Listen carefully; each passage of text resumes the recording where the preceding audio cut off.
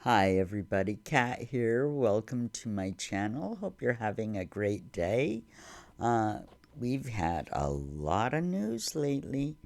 Meghan and Harry, there seems to be a lot going on, from imminent divorce to new Netflix projects to old feuds resurfacing again.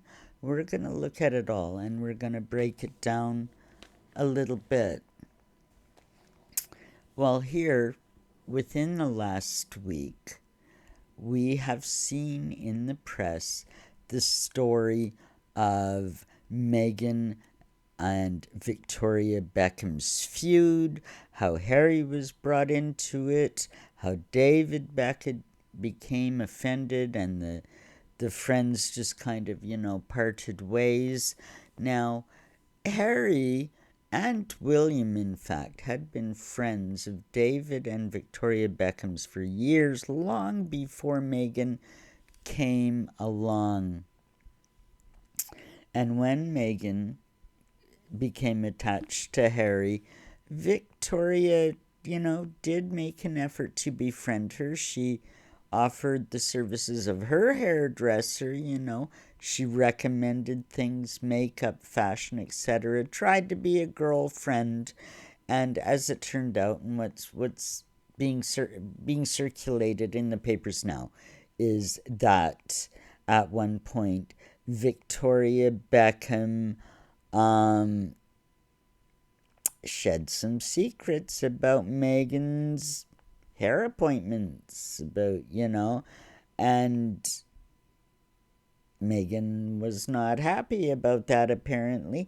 And so what ended up happening, Harry had confronted David Beckham about his wife's behavior and said, your wife is kind of selling out Meghan's secrets here and I'm not impressed. Well, David was infuriated by this, and since then things have been shady between the two of them, between the four of them. But here's the thing, David and Victoria Beckham both are, they're A-class celebrities. They have worked their way up, literally success stories. He's a footballer, she was in the Spice Girls, and they 25, 26 years marriage, something like that. They've persisted. They haven't always had great press, but they're well loved in Britain and in America as well. And they're friends of Harry and William's, and indeed Kate's as well. So, but Meghan just, she was so jealous all the time of everybody. And, stories have since come out about how she was pestering Victoria to give her free clothes so that she could wear them out and promote the clothes. And I think it happened a couple of times. Um, you know, but was not the financial bonanza for Victoria that she thought it was worth doing. So there's a lot of that, and you kind of wonder, well, isn't it odd that it's kind of surfacing now? Because those of us that have followed these kind of things for years, we heard this story. It's over 2 years old. It's been around a while, and the fact that it's just hitting the papers is making some people think that indeed the watershed that we've all been waiting for, when things just got too much and the press would just start telling everybody what they knew, and perhaps this is that watershed. But you know what? I don't think it is. I don't think it is. Um, my opinion, and it's, going to take a little bit of a jump, but I'll talk you through it. I think that the Beckhams are coming out ahead of Meghan's plotting and planning. I think they can see by her actions that she's trying to make a move of it's like a one-upmanship with her. You know, she's got the Duchess title, but the Beckhams have talent. They're well liked. They are enjoyable celebrities. They have a lot of celebrity friends. They're good people. They've raised, 25 years. They've raised a family. They're well respected people, and Harry and Meghan just are not, you know. And Meghan, who has to emulate and copy and ape people because she really doesn't have any substance of her own, I think there's a deep jealousy there, in just the same way as we've seen her try to ape Diana, to copy Kate. I think the same kind of a thing is going on. I mean, there's also, I've talked about in the past, the time loop and how it's eerie about how some things just converge, and that's going on now too. This is going to get very interesting. For example, the other big thing we've heard is Meghan and Harry, through the Archwell Foundation, have paid $3.5 million for the rights to a book called Meet Me by the Lake by Carly Fortune, and she is an author based here in Toronto, Canada. So they bought the rights to the book. Now, I don't know that much about the publishing business, and I don't know how much the money involved and those kind of things, buying the rights to a book to proposition it for a movie. I don't know how it works. But in listening to Lady Colin Campbell, whom I think is pretty darn credible, she said there's no way she would have been given 3.5 million to option a book for a movie. She said that only happens if it's like a super duper blockbuster, Stephen King kind of author, super duper well known. This book apparently was only ever published in paperback. Had a good little run for the type of book it was, but not like super duper super duper bestseller, because nobody's heard of it. That's one way to tell, isn't it? It's a good little book, I suppose. But as everything that Meghan puts out, she overemphasizes things. She expands on the truth,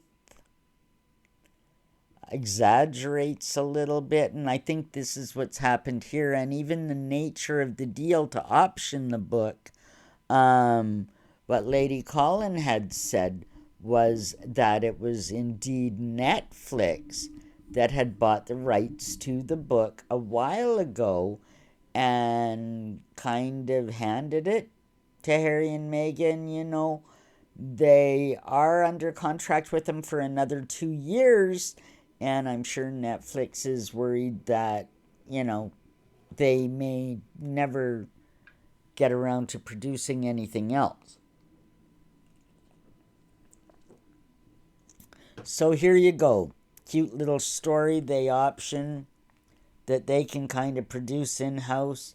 And this is one way perhaps to keep Harry and Meghan busy, and that, maybe make a couple of bucks back on their deal with the Duke and Duchess, because it hasn't been what they expected it or anticipated it to be. So yeah, I think Netflix just kind of handed it to him and said, here's something, and look at all the similarities. And indeed, there are similarities. A couple in their 30s, One of them's parents has died in a car crash. There's drugs and sex and rock and roll and alcohol and it's got it all. And so Meghan and Harry are apparently fronting the operation to put this thing on Netflix. But the interesting thing, I mean, when I talk about the time loop and how sometimes things get spooky and events seem to converge and you wonder what it really means, there's this element as well. The main character in the book, Fern, she is based in Toronto. The lake is in Muskoka, a lake region, resort region, just a little northeast of Toronto by about an hour and a half. And it's, the Muskoka lakes, there's lakes and forests and campgrounds and everything that the novel describes. Um, the interesting thing, well, there's a few interesting things. Um, so you would imagine if Meghan and Harry are going to produce this movie, of course, that would mean that she would have to come back to Toronto indeed to maybe scout locations and this and that. And she would have to, because I guess a lot of the novel takes place at the lake, which is in Muskoka, about an hour and a half northeast of Toronto. Um, she's going to have to go there. Indeed. Well, you know who was born in Muskoka region in a town called Peterborough? None other than Marcus Anderson, her best buddy, whom is involved with Soho House, as is Meghan, and they're entwined and involved in so many things. I contend that Marcus Anderson, in my opinion, and the proof that I've provided in my previous videos, I think Marcus Anderson is the illegitimate son of Prince Andrew, conceived when he was a student at the prep school in Peterborough, and met a young girl at the female prep school in Peterborough at an occasion, and he lasted one term at school and was shuffled right back to England. Presumably, she got pregnant. Marcus Anderson was born. It was all quietly taken care of and everything. And I mean, this has been gossip in this region. I live in Ontario. I live not far from there at all. And this has been talked about and known about for decades. It's not news here, but it was nothing that was ever made known to the public in Britain. So you have that connection with the Peterborough, Muskoka area.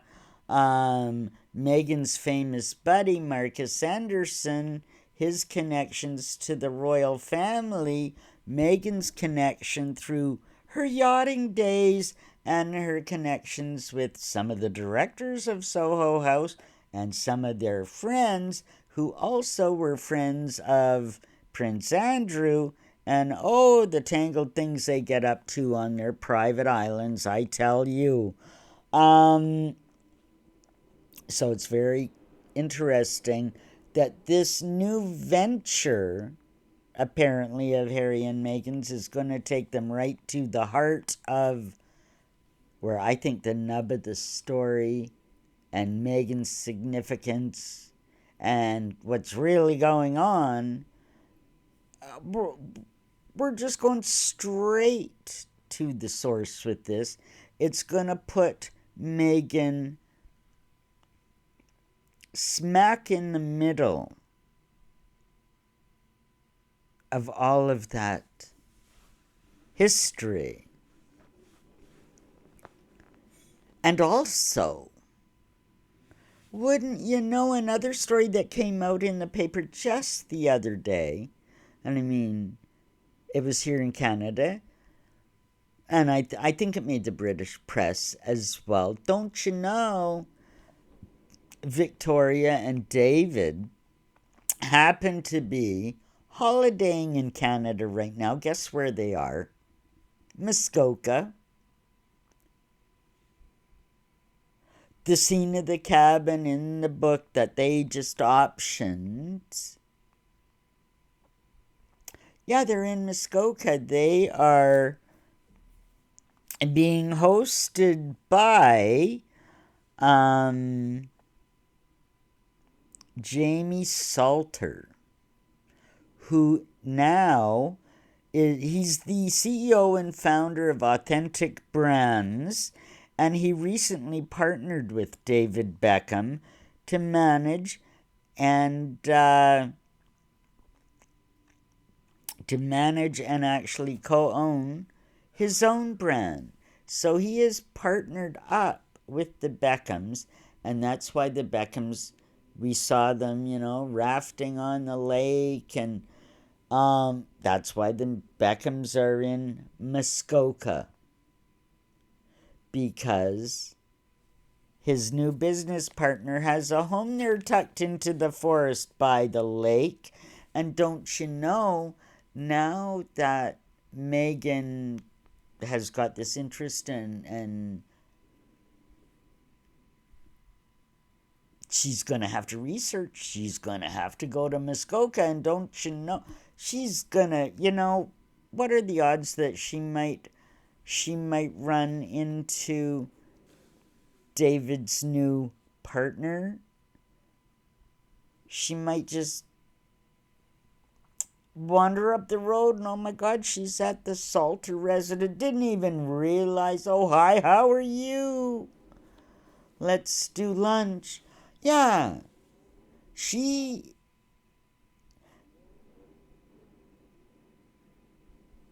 it's very interesting. Now she's got an excuse to even pursue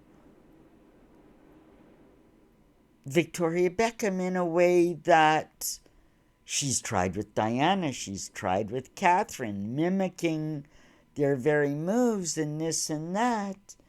And here you go. She's in Muskoka for, doing this movie, whatever, producing the movie.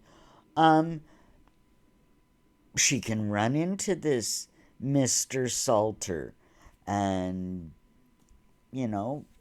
this is her social climbing ways. And I just think it's really neat and interesting the way that this whole thing has come around. And this is why I think it's David and Victoria that are on the offensive here and have actually been putting this stuff out, because behind the scenes, Meghan's trying to make some moves, and they know it. And this is a way that they can maybe diffuse some of the situation. I don't know if I'm right. I could be completely off the wall. But I think David and Victoria Beckham are pretty savvy. Look how long they've lasted in the public eye, with good and bad publicity at times, and everybody still loves them, and they're a consistent brand. You gotta love them. What do you think? Do you think David and Victoria Beckham are throwing their weight around a little bit, trying to diffuse the actions of Meghan and Harry? Let me know in a comment. I'd love to know what you're thinking. Like, subscribe, and we'll see you in the next one. Have a great day, everybody.